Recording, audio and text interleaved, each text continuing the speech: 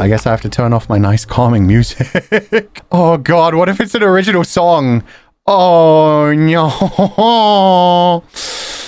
Oh, don't do this to me. Don't do this to me. Feel your feelings, Fu-chan. It's not embarrassing to feel your feelings. Okay, chat. Are you ready? Are you locked in? This is called The Witch, the Cyborg, and the Stars. You made a story project together and you didn't even let me voice act it, you bitch. Okay, okay. Millie was an immortal witch, older than the forests, older than the wind.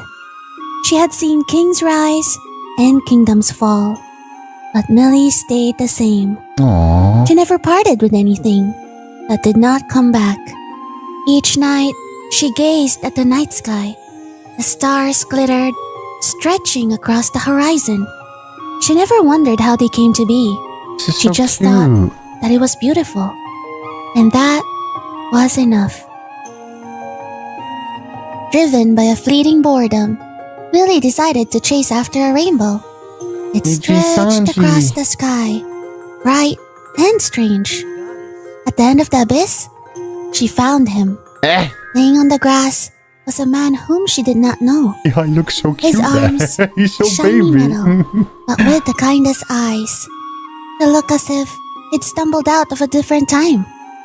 Immortality had taught Millie not to be easily surprised. Fulgur, he said. Millie held his hand, cool and smooth, but warm somehow. They became friends. Aww. They cooked together and burned everything. They proceeded to go on a little expedition to a different place full of fantasies. Fulgur called them adventures. He never completed any, except one. Wait, what? Fulgur showed her movies, a technology from the future. Stories on a softly glowing screen. Oh my god. Millie thought it was magic. They laughed, they cried, they analyzed. To her, every day felt new. To him, every day felt full. Damn straight. Their little world soon expanded. Soon, they made new friends too. Fulgur came home one day, Oh accompanied by no! a friendly dog. Then, a quiet little sheep. The seasons changed, but they stayed together. Warm meals, shared stories, a gentle kind of forever. Oh A quiet, my god. enduring happiness. Then one morning, Fulgur moved a little slower, his No! glow a little dimmer.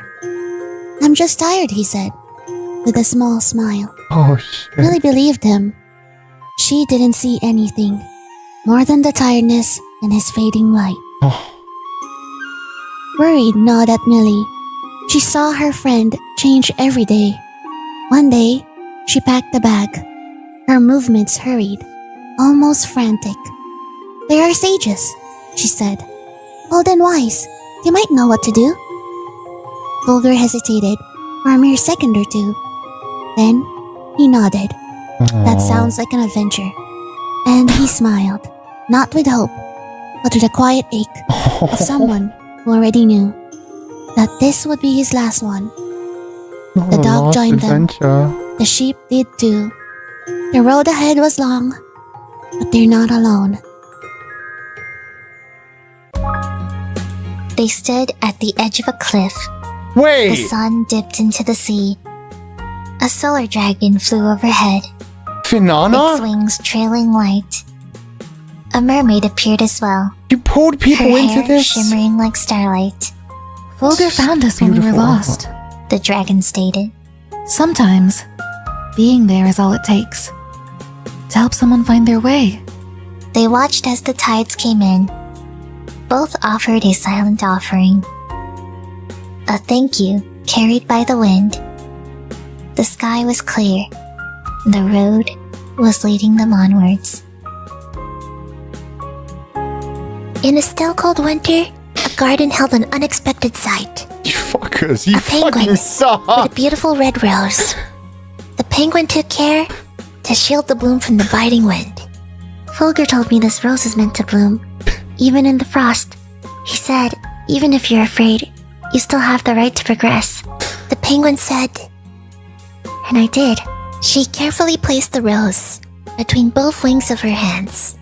The wind blew through the trees. The petals remained. They stepped out of the garden. The quiet enveloped them. It felt sweeter.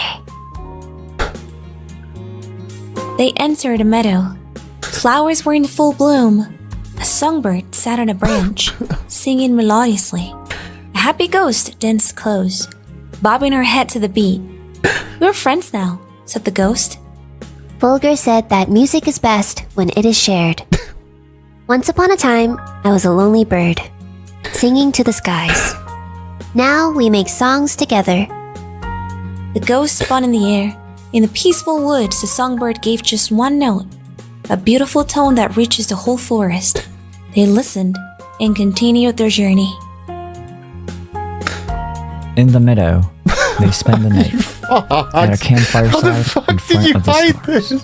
3 travelers sat close: a demon, a sorcerer, and a mafia. The flames danced, casting shadows on their faces. The demon stared into the fire. A thoughtful look crossed his face. He shifted slightly. You know, He began, his voice low. I used to think the world was just one thing. He paused, poking at the embers with a stick. Cruel, unforgiving. He looked up, meeting the other's eyes. Fulgur, he said something different. He said the world could be kind again.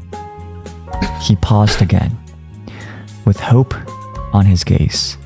It could be changed. He truly believes that. And so did I. The fire crackled, and the stars shone above. As they continued their journey, Fulgur grew quieter. Millie filled the silence with stories, tales he used to laugh at. Now, he only just smiled. She clung to the hope that she was just tired and hurried their steps a little faster. They arrived at a school, a place of light and shadow, where day met night. The sun and the moon were woven into its very walls. Of the game's students, played in groups, one spoke up, Fulgur is the one who summoned us here. said the moon student. He said that it's more entertaining when everyone is involved. He said to us that it is all right to be different. Said the sun student. These are the words that I cherish deeply, and forever will, no matter what the future holds for me. Their laughter filled the air as the journey moved on. They met a small group on a grassy slope. An ex-hitman, a healer, an ace, and a cleric. They knew them from somewhere. The ace smiled. Fulgur said we all grow at our own pace. There's no right or wrong way of life, and it's okay to take our time, to learn and try again. We're not racing anyone else, and that's okay. More than okay. They listened to the ace and took those words to heart. Then they parted ways, with a lesson learned. Next, they arrived at a large mansion. It was scary from the outside, but the inside felt kind. The bodyguard spoke. People get scared, but Fulgur saw through our silence. He said, being soft does not mean being weak. He stayed, even when it was not easy. The house was not scary at all. It felt warm. It gave a sense of being appreciated. They had tea with the residents, and soon they left the warm house, carrying a new understanding of strength and gentleness. A place was being built, and they found 4 young men debating over who is to dip the brush in the paint. We are still in the process of developing. Debut month, man. The man said. But Fulgur said that we will not get all the answers at once. He believed in small steps. He said that community begins with listening. Their space was new, but yet full of passion, where new steps towards learning yourself were protected. That That night, they decided to make a halt under the stars. The dog curled beside Millie. The sheep curled near Fulgur. Millie stared up at the sky. "I like the stars," she said. "They're always there, even when I forget to look." Fulgur looked up, then pointed to the moon. "I like the moon more. It's reflective. It has no light of its own." Fucking He smiled. no! "It borrows light, and it shines I back." already said that like 3 weeks Millie ago. didn't say anything, but in her heart, she thought, during this adventure, everyone sees him as a guiding star. She just sat closer and watched the stars with him that night. The next morning, they head towards the sages of the future. Morning came. They arrived at the first sage. I am the sage of righteousness. You fuck! Millie moved closer, holding hope, like it was the only thing that could save her. "Can you save him?" The sage stared at Fulgur with a long and unbroken gaze. There's no way I can prevent what is going to happen, He stated. but I can tell you what you have done. He approached Fulgur and put a hand on his chest. You provided light to those in the dark before they could even ask. You gave a platform to the voiceless. You remained selfless even when your work was not noticed. That's already more than many will achieve in a whole lifetime. You taught others that strength is not always about being seen. It's about showing up anyway. Fulgur's lips opened slightly, as if he wanted to answer, but no words came. The sage bowed his head. You were enough. You always were. They left quietly and continued on.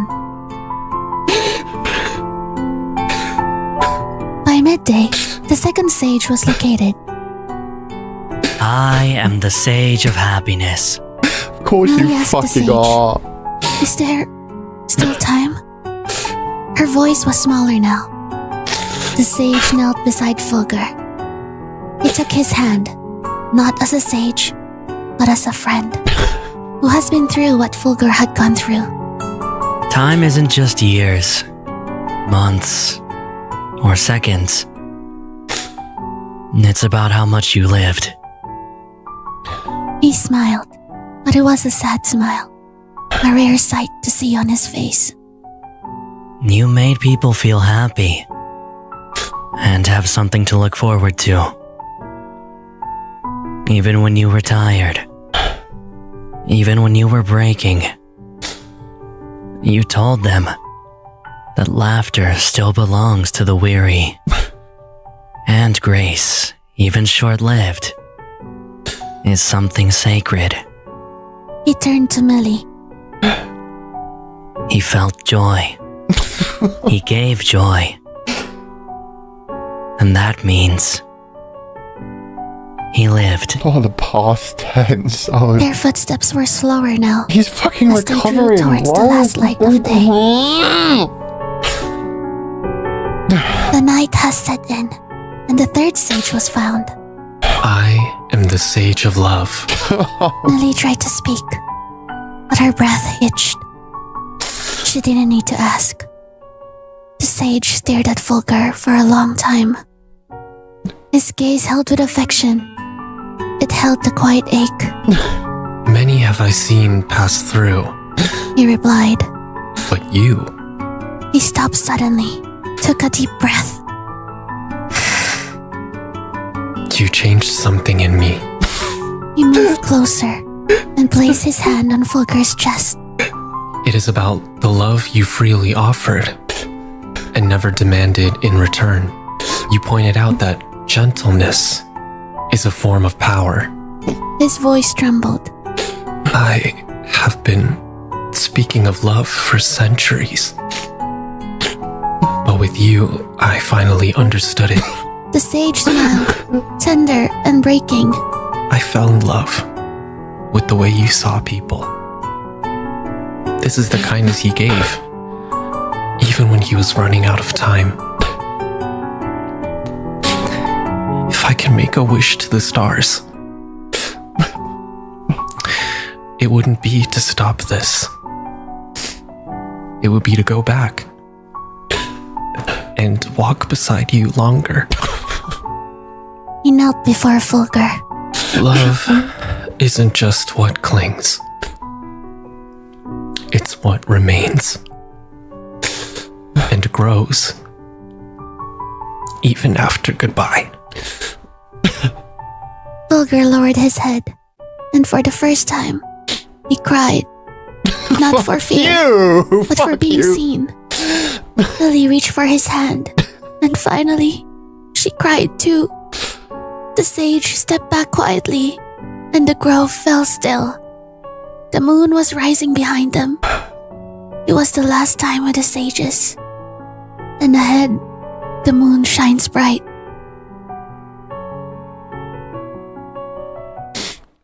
The wind picked up. The road ended. Fulgur sat down slowly. He looked tired, but at peace. Millie watched him, uncertain. I'm sorry. I thought this journey would find a cure, but it only ended up draining you even more. Oh, that was a good journey. Fulgur smiled kindly. A sad smile. Millie, this journey was everything to me. Each day, each moment was real and beautiful. He cleared his throat. His voice shook. I felt so much. Laughing at burnt dinners. Friends who became family. Meeting everyone we've encountered. His light was dim, but his eyes shone. The small joys made me happy. I needed them. I didn't know how much until they were here. Lily squeezed his hand, listening to his final words. Fulgur spoke softly, his voice trembling. Even the hard days were special, because I was here, part of it. He breathed slowly. If I could choose again, I'd choose every second. Wouldn't change a fucking thing. All the laughs, even goodbye. His words trailed off. He felt warm. He took a slow breath and didn't breathe again.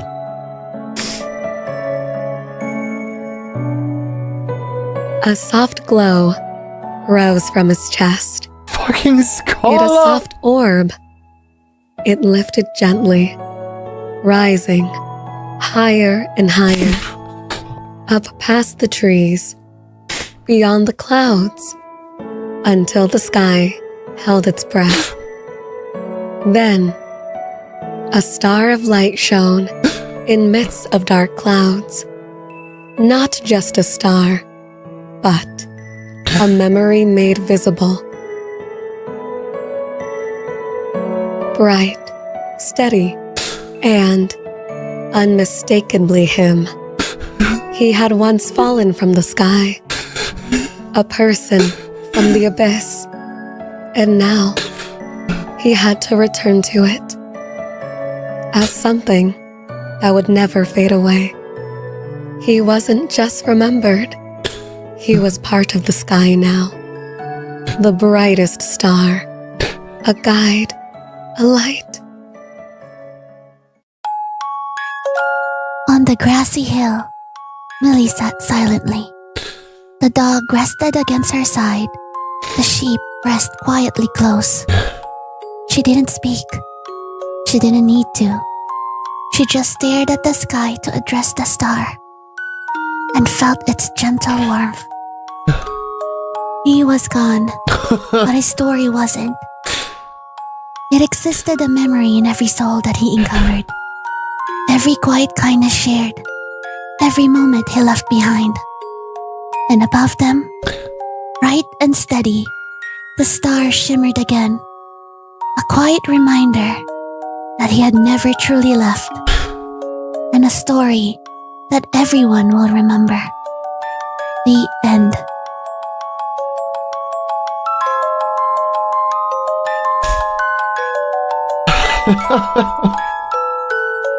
Well, okay. She managed to one-up me on story. How the fuck did they fucking... They all came together on that. Are you fucking kidding me? Fuck you, Pio-chan. That was love. You guys suck. That story was so fucking beautiful. The fact that you got so many people involved in it and nobody told me a thing. People that really shouldn't have done it, like fucking Albert, who's recovering from surgery. Skulls, who's recovering her voice and has been in Japan and super busy this whole time. What the fuck? And just the message of it was so beautiful. It wove in like so many of the things that I've been saying, like even fucking recently. The whole like moon thing and the fact that I turn into a star at the end. That was absolutely beautiful. I didn't expect I'd get anything like that. I'm not going to say what she said, but I tried to call her and she's busy. Her response was, "What the fuck? I'm pooping. The coffee is making me shit." I don't really know where to go from there. I'm very good at telling other people to feel their feelings and to talk things through, and that just absolutely fucking destroyed me. She managed to bring together everyone in the fucking branch for that and make a beautiful fucking story out of nothing. And it's something that a lot of people had been trying to tell me for a long time that I always ignored or just pushed to the side or just thought that it wasn't true, that I didn't have any kind of impact. See so many people come together for that fucking destroys me. Thank you so much to all of Nijisanjien, because they really did save my life at one of the darkest times I've ever had. So I hope Nijisanjien just keeps doing beautifully in the future.